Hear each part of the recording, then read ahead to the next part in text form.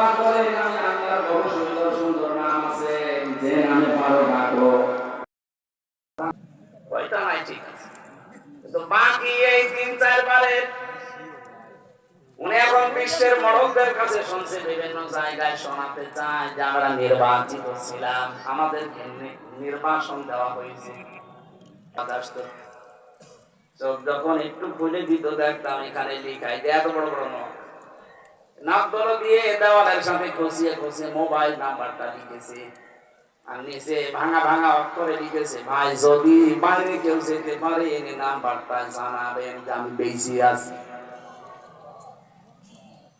আপনি বলছেন এখন বলেন আমি কি করেছি, কি করেছি মানে আপনি কি করেছেন দুনিয়ার মানুষ জানে না, তাই যারা জানে তারা যদি এখন সবাই আমার মতো মুখ খুলতে আরম্ভ করে, কুকুরকে মানুষ আর কি ঘৃণা করে তার সাথে বেশি ঘৃণা করবে আপনাকে।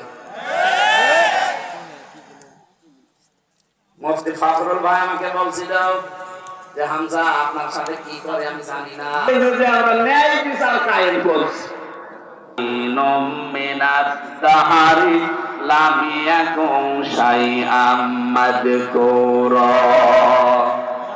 মানুষের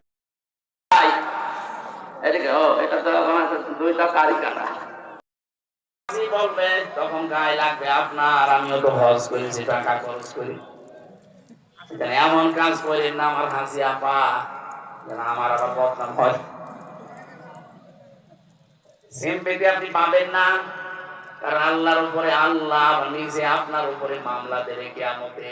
ইন্নামাস সাবিলু আলাল্লাযিনা ইয়াযলিমুনান নাস, আল্লাহ পাক বলেন অবশ্যই আমি নিজে মামলা দায়ের করব যারা মানুষ ওই মানুষের উপরে জুলুম করে।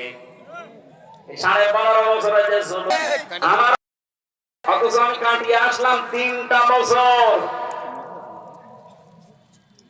শরীরে এখন বিভিন্ন রকমের রোগ আজ বাসা বেঁধেছে, এমনি না পর্যন্ত আমি স্বাভাবিক না, স্বাভাবিক হতে আমার সময় দেওয়া লাগবে। আল্লাহ রাব্বুল আলামিন বলেন জালেম যারা আমি এত রেগে থাকি তাদের প্রতি, নিজে কিয়ামতে তাদের বিরুদ্ধে আমি মামলা দায়ের করব, বিচারক আমি নিজে, মামলার বাদীও আমি নিজে। আপনার কি মনে হয় বলেন তো?